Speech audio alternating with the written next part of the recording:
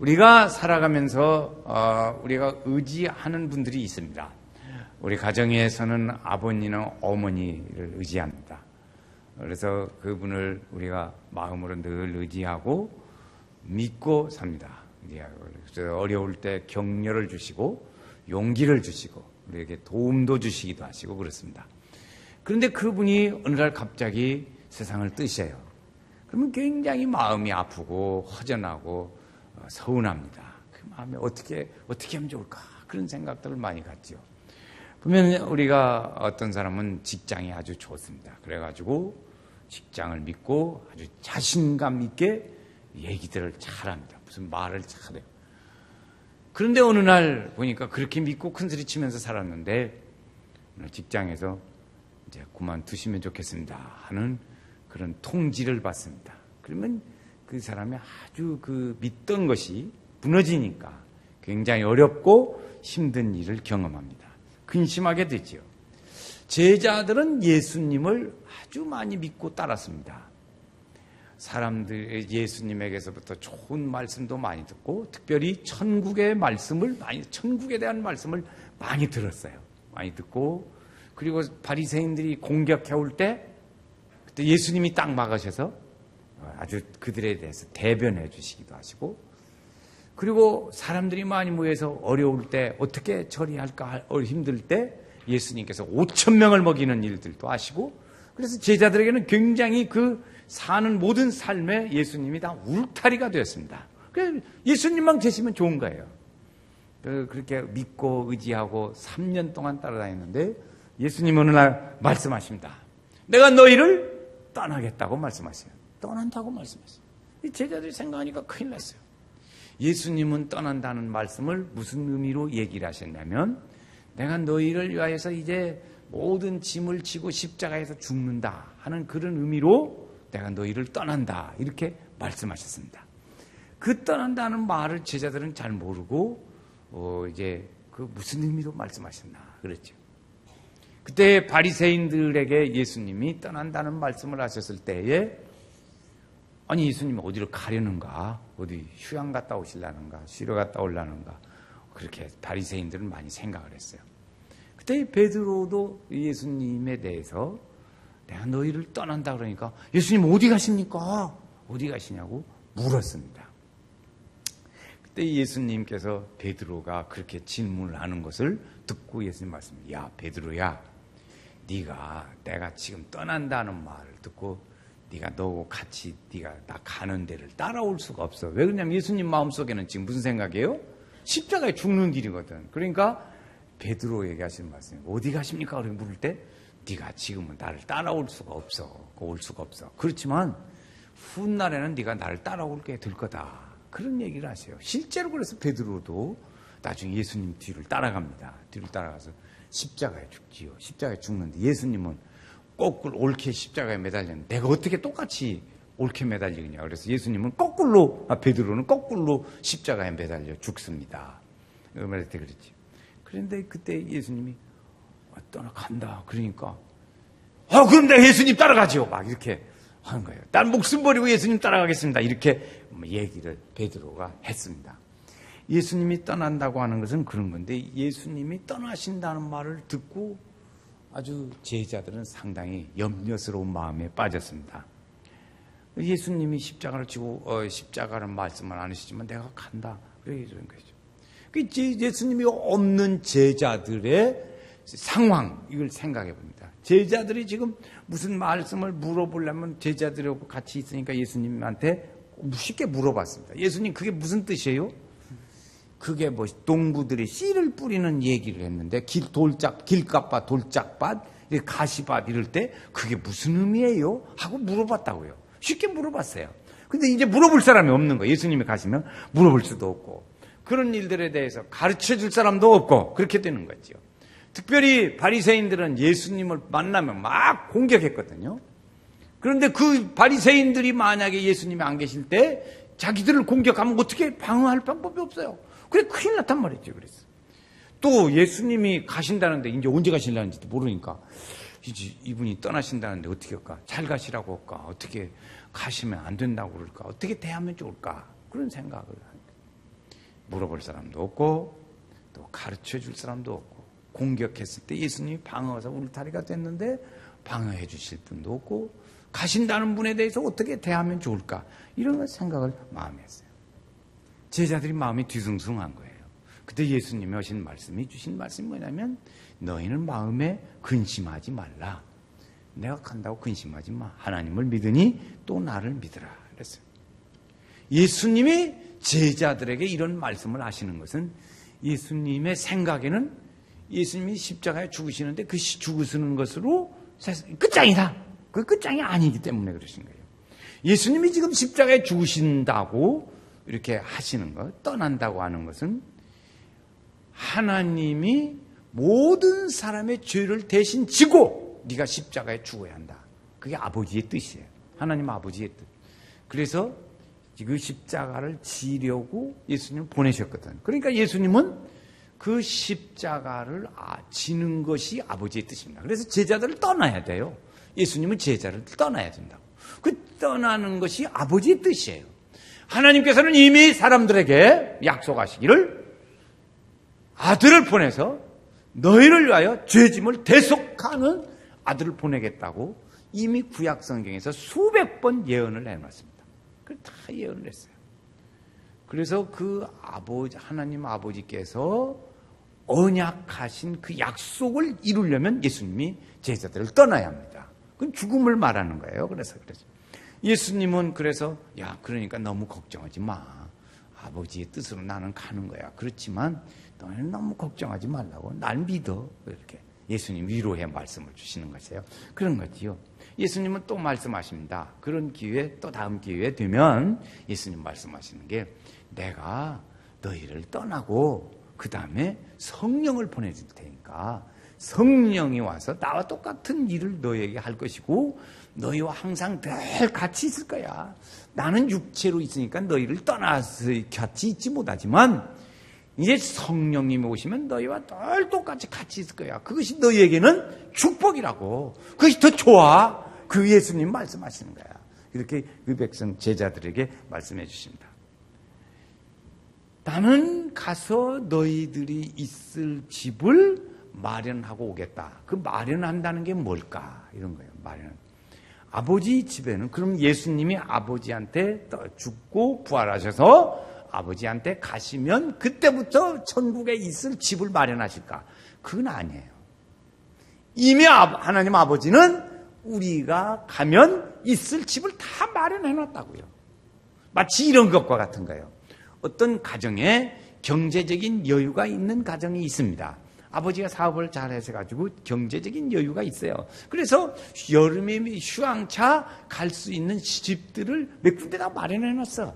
요즘에 직장이 좋으신 분들은요, 거기에 하나 회원권을 들으면 막 여기저기 막 다니더라고. 그렇듯이 그 집을 마련을 아버지가 해놨단 말이에요. 이렇게 여기저기 다 마련을 해놨어요. 그런데 아들이 친구들과 함께 어디를 놀러 가고 싶어요. 어디 가서 쉬고 오자 그러는 거죠. 그런데 그 중에 그 집 아들이 하는 말이에요. 우리 아버지한테는 여러 가지 휴양할 수 있는 집들이 여러 군데 있거든. 그냥 혹시 우리가 쓸 수 있는가 한번 아버지한테 여쭤보고 그리고 내가 쓸 수 있나 허락을 받아가지고 올게. 그런 것 같아요. 예수님이 그렇게 하시는 거지. 지금 하나님 아버지가 우리가 가서 거할 집들이 많이 있는데 그때 예수님이 가서 너에게 얘기한다. 이 얘기를 하겠다는 것이죠. 그래서 얘기했어요. 그래서 예수님이 아버지 집에는 거할 곳이 많도다 말씀하십니다. 그러니까 똑같아요. 그것이 많다는 거죠. 그래서 그것을 너희가 이제 내가 가서 확실히 허락을 받고 이제 재벌 아들같이 허락받고 오면 그 집이 예비되어지지 않냐. 그러니까 우리가 갈 데가 있어. 그러겠죠. 그렇게 하겠다 하는 것이나 똑같습니다. 그런 얘기죠. 예수님께서 십자가에 위에 달려서 우리의 모든 대신 죄짐을 지십니다. 그리고 지시고 십자가에 위에 달리십니다. 그러면서 예수님이 하시는 그런 얘기는 우리식으로 말하면 그런 거죠. 아버지, 내가 십자가에 달렸습니다. 예? 아버지, 이 죄를 지은 이 수많은 이 민족 백성들을 어떻게 하시렵니까? 내가 십자가에 대신 죽으니까 아버지 알아서 하세요. 어떻게 하시렵니까? 이들이 가야 할 길이 있잖아요. 예수님한테 막 하는 거죠. 그래서 예수님이 말씀하셔서 허락을 받는 거예요. 이 내가 대신 십자가를 집니다. 이거 이제 이 많은 이 죄 있는 이 백성들을 내가 구원하려고 하라고 대신 십자가를 지는데 아버지 어떻게 하실랍니까? 이들에 대해서 어떻게 하실랍니까? 하고 막 묻는 거예요. 그것도 그럴 것 같아요. 하나님이 대답하십니다. 응답이 어떻게 이루어지냐면 성전 휘장이 찢어져서 누구든지 주님 앞에 갈 수 있는 길을 열어주세요. 성전 휘장이 찢어져요. 성전 휘장이 찢어질 수 없는 것인데 그게 찢어져요. 그래서 위에서부터 아래로 찢어져서 길을 열어주셨다고. 그랬어요. 두 번째는 예수님을 죽음 가운데서 다시 살리심으로 하나님의 집에 영원히 거하시겠어요. 지금 어떻게 해요? 우리가 하나님 아버지 우편에 계시다가 그랬어요. 지금 어디 계세요? 하나님 아버지 우편에 계십니다. 그래서 보세요. 내가 너희를 내게로 영접하여 나 있는 곳에 너희도 있게 하리라. 믿습니까? 자, 말씀 오늘 3절 하반절 말씀 보세요. 3절 끝에 보면, 자, 3절 앞에 제가 있습니다. 가서 너희를 위하여 거처를 예비하면 내가 다시 와서 너희를 내게로 영접하여 시작 나 있는 곳에 너희도 있게 하리라. 그렇죠. 그래 같이 아버지 집에 거하는 거죠. 이 준비해서 아버지 집에 우리도 그래서 우리는 천국에 갈 줄로 믿습니다. 우리는 예비되어진 천국이 준비되어 있어요. 우리는 나는 하나님 나라 가게 될 줄로 믿습니다. 시작. 나는 하나님 나라에 가게 될 줄로 믿습니다. 그런 거지. 예수님이 이제 떠나신다는 일에 대하여 반응이 각가지 달랐습니다. 베드로는 어디로 가십니까? 예수님 어디로 가세요? 나도 따라갈게요. 이렇게 말하는 거예요. 우리 그렇지 않아요. 막 이렇게 막 의협심이. 베드로는 의협심이 많잖아요. 그러니까 예수님이 어디로 가신다고 하니까 예수님 어디 가세요? 어디 가세요? 나도 갈게요. 그렇게 얘기를 하는 거죠. 한번 그 13장 거기 36절 37절 두 절 말씀에 보면 지금 베드로의 얘기를 합니다. 오늘 말씀 다른 데지만 한번 같이 읽겠어요. 36절 37절입니다. 시몬 베드로가 이르되 주여 어디로 가시나이까? 예수께서 대답하시되 내가 가는 곳에 내가 지금은 따라올 수 없으나 후에는 따라오리라. 베드로가 이르되 주여 내가 지금은 어찌하여 따라갈 수 없나이까? 주를 위하여 목숨을 버리겠나이다. 지금 베드로가 따라가면 어떻게 되겠어요? 예수님이 지금 가신 데를 따라가면 어떻게 되겠어요? 죽는 거예요. 죽는 거. 근데 예수님이 하신 말씀이 네가 지금은 못 따라오나 나중에 나를 따라오리라. 이렇게 말씀하시는 거죠. 여러분 그 자녀가 말이죠. 둘 이상 있는 집. 응? 아들이 둘이든지 딸이 둘이든지 아들 딸 있는 집 말고 아들이 둘이든지 딸이 둘이든지 있는 집은 이렇게 다른 것입니다. 아버지가 많이 편찮으세요. 많이 편찮아 집에 누워 계세요. 움직일 수가 없어서. 그러니까 이제 다른 데 가 있는 아들들에게 이제 어머니가 전화합니다. 야, 너네 아버지가 지금 많이 편찮으셔서 지금 누워 계시고 계신다. 이렇게 하세요. 그랬더니 그 중에 아들 둘이 반응이 어떻게 다르냐. 하나는 예, 그래요? 어떻게 되죠? 어떻게 아파요? 내가 꼭 할게요. 그래. 그런데 또 한 아들은 아버지 많이 편찮으세요? 아, 그럼 병원에 모시고 가야죠. 빨리 모시고 가죠. 그렇게 반응이 다를 수 있어요. 어떤 분이 아들이 셋인데 그 중에 둘이 외국에 나가 있어요. 외국에 나가 있어. 그런데 명절 때가 돼요. 곧 추석 때가 되는 것 같이 명절 때가 됐어요. 그런데 아들 하나가 전화가 왔습니다. 똑같이 외국에서 전화가 오는 거예요. 그런데 한 아들은 아버지, 내가 이번 명절에 아버지도 보고 싶고, 그러니까 내가 이번에 갈게요. 귀국할게요. 내가 아버지 가고 싶어요. 막 그런 거예요. 그 아버지는 반뜩 무슨 생각부터입니까? 여비 드는 거 생각부터예요. 아버지는 야, 뭐대로 오냐? 잠깐 본다고 뭐대로 오냐? 오지 마. 아버지는 그래요. 그러고는 이제 전화를 끊습니다. 그래도 기분은 나쁘지 않아. 괜찮아. 근데 한 아들은 아버지, 내가 여기 외국이라 멀고 복잡하고 그러니까 내가 지금 갈 수는 없어요. 그러나 멀리서 인사드립니다. 그러는 거예요. 두 아들의 전화를 받고 아버지가 어떤 아들이 기분이 좋을까? 물어볼 것도 없지. 그래. 여러분, 똑같이 아들 둘, 딸 둘 있는 집은 둘 중에 그런 차이가 있어요. 느끼십니까? 한번 아멘 한번 해봐요. 그러면 아멘 한번 해봐. 똑같아. 여러분은 그러면 자녀 된 사람으로서 여러분은 어떤 자녀예요? 아버지 내가 갈게요. 어머니, 엄마 내가 갈게. 막 지금만 빨리 가지. 만사 제껴놓고 가야지. 그런데 아이고 어머니 명절에 도대체 밀려가지고 갈 수가 없어요. 갈 수가 없어. 여기서 인사로 드립니다. 저는 잘 지내세요. 돈이나 붙여드릴게요. 어떤 아들이요? 어떤 아들이요? 둘 중에 하나. 여러분이 속신 생각해봐. 베드로가 어떤 아들이냐? 아버지 내가 갈게요. 지금 갈게. 아버지 따라갈 테다. 막 이런 아들이 베드로 같은 아들이. 여러분은 어떤 아들이요? 그런 거예요. 베드로가 막 그런 거예요. 예수님은 그러니까 하신 말씀이 그런 얘기입니다. 도마가 다른 아들입니다. 도마가 이럴 때 주님이 말이죠. 내가 떠나간다. 그러니까 내가 너희를 떠나간다. 3절에 말씀하셨어요. 그래 4절에 내가 어디로 가는지 너희는 아는지 그 길을 너희가 안다. 이렇게 말했어요. 예수님 말씀에 내가 어디로 가는지 너희가 아느니라. 그랬더니 도마가 그 말을 받고 하는 말이 예수님 어디로 가는지 알지도 못하는데 어디 가는지도 모르는데 내가 그 길을 어떻게 알겠어? 그렇게 얘기해요. 베드로는 예수님 내 따라가. 나 목숨 걸고 따라갑니다. 그런데 하나는 예수님 어디로 가는지도 모르는데 내가 어떻게 예수님 가는 길을 알겠어? 어떤 아들이요, 여러분? 예수를 믿어도 어떻게 예수 믿습니까? 베드로식입니까? 도마식입니까? 그래서 참 이거 보면요, 참 기가 막혀요. 한술 더 뜨는 빌립이 있어요. 빌립. 9절 말씀에 보면은요, 오늘 말씀 9절에 보면 베드로가 빌립이 이렇게 말해요. 빌립이 이르되 주여 아버지를 우리에게 보여주옵소서. 이놈 또 다른 놈이야. 이건 참탐. 그러면 족하겠나이다. 참 기가 찰 일이지. 부모로서 돈이나 좀 보내주시죠. 지금 이제 용돈이 떨어졌습니다. 가도 못 오고. 그러니까 좀 그런 거지. 이런 식의. 세 아들이 있는데 하나는 가겠다고 그러고 이제 그래서 이제 내가 형편이 밀리고 그러니까 못 가겠다. 그러고 하나는 돈 떨어졌는데 좀 돈이나 좀 보내주시죠. 그런 거예요. 이 아들 셋이 이 모양이에요. 지금 베드로오고 도마오고 빌립오고. 여러분은 나는 지금 1번 베드로, 2번 도마, 3번 빌. 어느 쪽이요? 딸 중에 어떤 딸이시요? 여러분들은. 그렇지. 이렇죠. 제자들은 예수님 따라다니면서 지금까지 예수님이 가르쳐 주시고 기적을 행하시고 귀신을 내쫓고 병자를 고치시고 하는 일들을 많이 봤습니다. 천국의 비밀을 말씀하시는 걸 많이 들었습니다. 그러니까 배우고 받았고 보았고 만진봐요. 이렇게 많이 배웠습니다. 그런데 지금 예수님이 떠나갔다고 하시니까 제자들은 생각하기를 어디로 가는지 모르겠어. 어디 가는 몰라.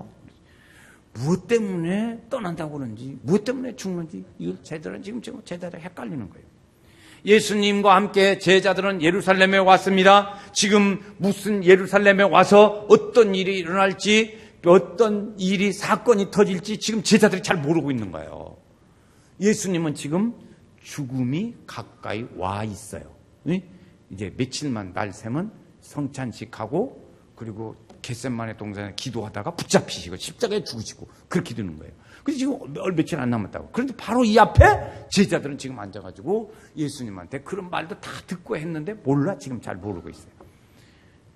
여러분, 우리가 신앙생활을 합니다. 신앙생활은 뭐냐? 이 예수님과 함께 관계를 가지고 좋은 관계, 예수님과의 좋은 관계를 가져서 우리의 삶을 새롭게 가지는 거예요.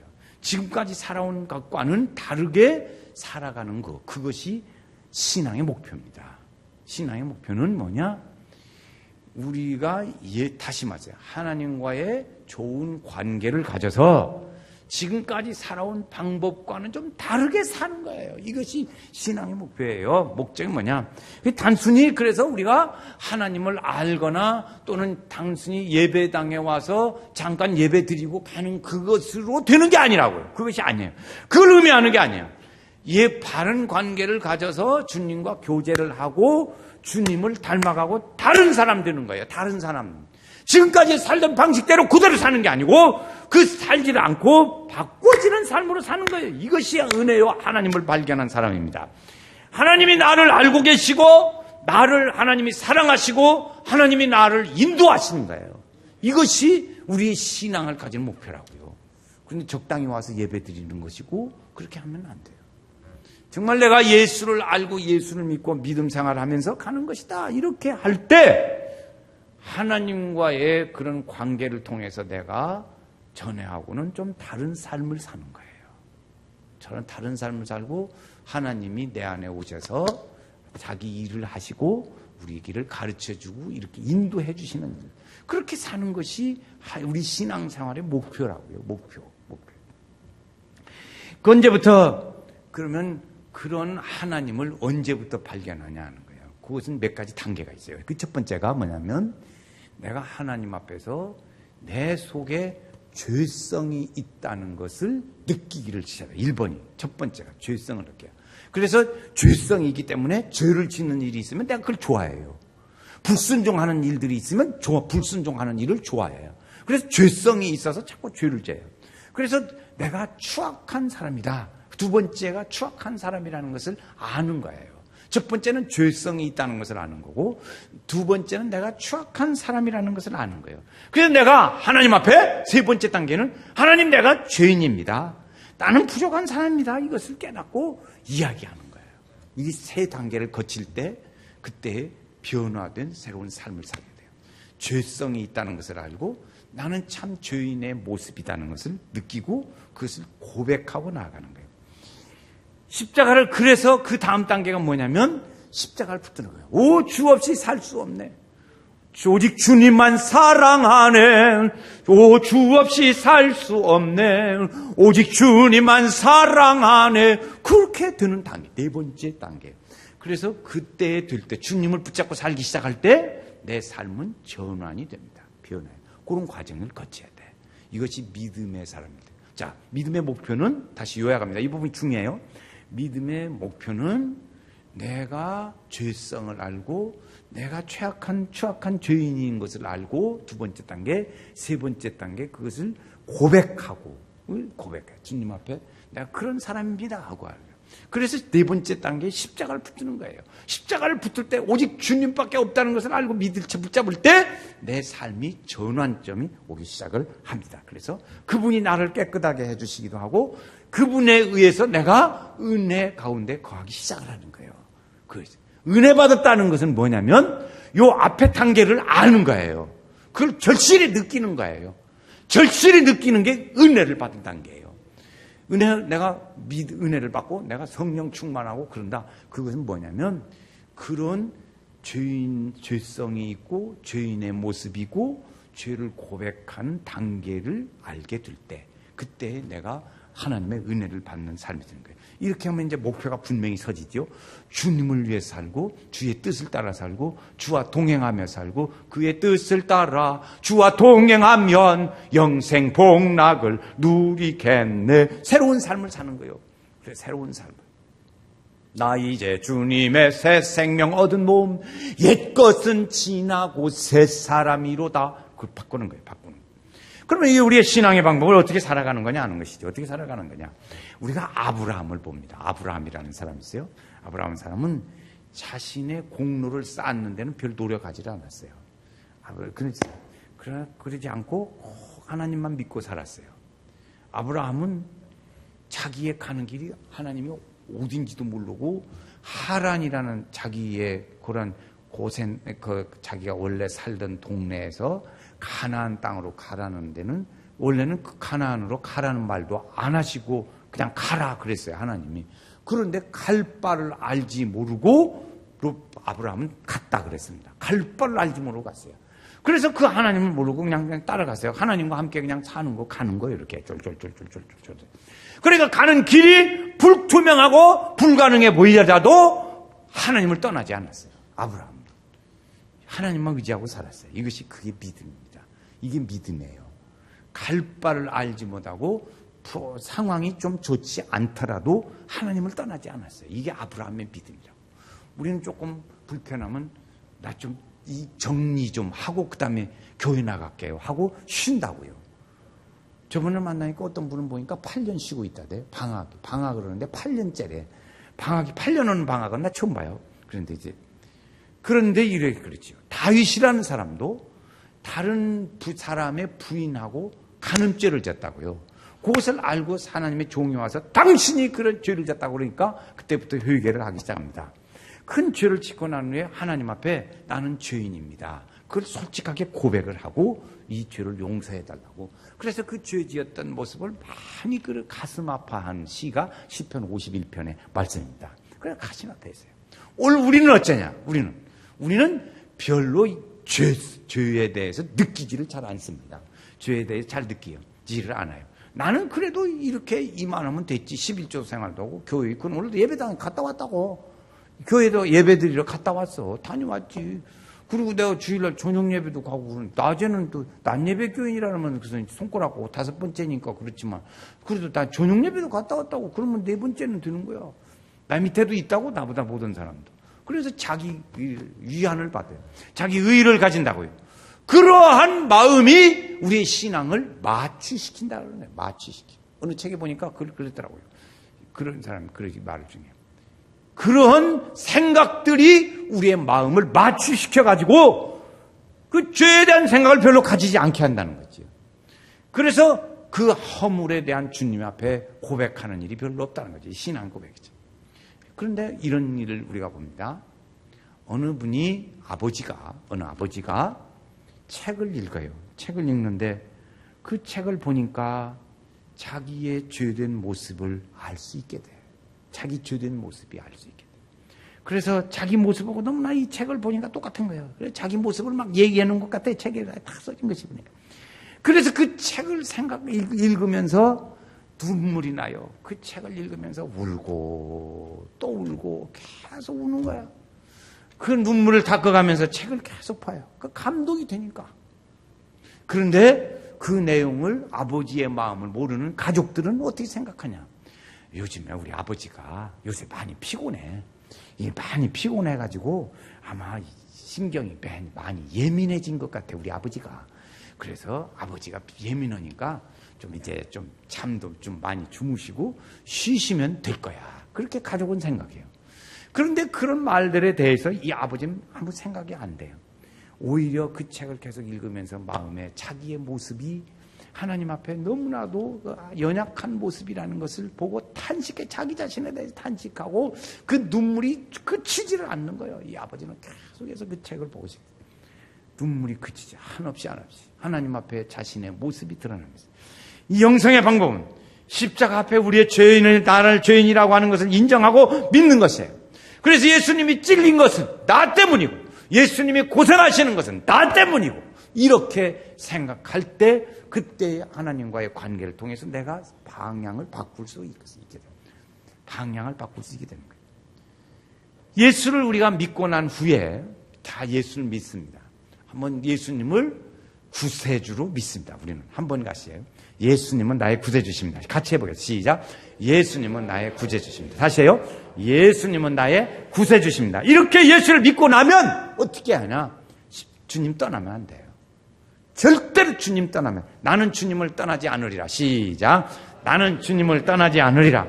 십자가 붙들고 십자가 영영이 붙들고 그래 십자가 붙들고 가야 돼. 떠나지 말고 주님 붙잡고 가야 돼요. 혈기와 정욕을 오늘 우리가 억제하고 죽이면서 주님을 떠나지 말아야 합니다. 그런 것들은 자꾸 억제하고 죽이면서 말하고 싶은 것도 참고 혈기내고 싶은 것도 참아가면서 주님을 따라가야 돼요. 이것이 예수를 믿은 다음에 우리가 할 일입니다. 그때 주님께서 우리 속에서 주님의 일을 하시기 시작합니다. 우리 속에서 주님이 일하세요. 주님이 우리에게 그런 생각을 가르쳐 주기도 하시고 우리에게 피할 길도 주시기도 하시고 주님의 일을 나로 하여금 하게도 하시고 하나님이 나를 하나님의 거룩하신 뜻을 위해서 나를 사용하기도 하십니다. 그래서 우리의 삶은 하나님의 성령의 생각과 일들로 늘 새로운 일들이 자꾸 일어나는 거예요. 새로운 일들이 자꾸 일어나고 주님의 은혜로 새로운 일이 일어나요. 우리는 이러한 일들을 많이 일어나게 되기를 바라고 그렇게 살기를 아주 소원해요. 그렇게 살고 싶어요. 이것이 정말 왜 이렇게 살 수는 없을까? 낮엔 해처럼 밤엔 달처럼 그렇게 살 수는 없을까? 그렇게 살 수 없을까? 해서 우리는 몸부림치고 가는 거예요. 예수님의 제자 중에 제일 과학적인 두뇌를 가진 사람이 누구냐면 도마라는 사람입니다. 도마라는 사람은 그 생각이 매우 합리적이고 정확하고 현실적이에요. 정확해. 그래서 예수님이 내가 간다고 했더니 어떻게 하는가 궁금하지? 너희들은 다 이미 나한테 듣고 보고 배워서 내가 어디로 가는지 다 알아. 안다고 예수님 말씀하세요. 왜 그러냐면 다 고백했잖아요. 주는 그리스도시여 살아계신 하나님의 아들이십니다. 나는 이제 3일 만에 성전을 얻으면 내가 3일에 다시 지으리라 했더니 이 성전이 얼마 년 걸쳐서 진 건데 다시 산단 말이에요. 진단 말이에요. 3일 만에 진단 말이냐 하고 막 큰소리치고 했었어요. 그거 다 예수님은 죽음을 예고하신 것이거든요. 그래서 예수님의 그 길을 제자들에게 다 가르쳐 줬으니까 예수님이 보실 때는 제자들이 다 알고 있어요. 다 알고 있다고 예수님은 몇 번이나 안 해주는데 귀담아 들었든지 안 들었든지 자관 예수님이 볼 때는 안다고 생각하는 거예요. 너희가 그 길을 안다. 4절 말씀이에요. 그러니까 도마가는 말이 어디로 가는지도 모르는데 그 길까지 어떻게 우리가 안돼요? 그렇게 대답하는 거라고요. 예수님이 부활하셨어요. 훗날에 예수님이 부활하셨을 때 도마가는 말이 나는 예수님 부활한 모습을 내가 직접 내 두 눈으로 못 봤어. 만져보지도 못했어. 그러니까 내가 예수님 십자가에 못 박힌 그 창자국이나 이런 것들 좀 만져보기 전에 나 못 믿겠어. 그렇게 예수님께 그렇게 얘기를 했어요. 그래서 예수님이 가는 데가 어딘지도 모르는데 내가 어떻게 그 길을 알겠어? 이렇게 해요. 예수님이 떠난다는 것에 대해서 잘 이해가 안 됐습니다. 그런 거지요. 우리가 그런 사람을 영리하다고 말합니다. 영리하다고. 그 사람은 똑똑하고 영리해. 그 도마같이 그런 거지요. 예수님은 그런 믿음의 일들에 대해서 도마가 이렇게 따르는 것을 야 어디로 가는 것은 내가 죽음의 길로 간다. 그래서 내가 3일 만에 아버지께서 살려내서 그리고 믿으면 구원받는다. 네가 믿는 것은 바로 그거야 하고 가르쳐 주신 거예요. 그래서 예수님이 6절 말씀에 가서 도마가 하는 말에 대하여 야 그게 나요.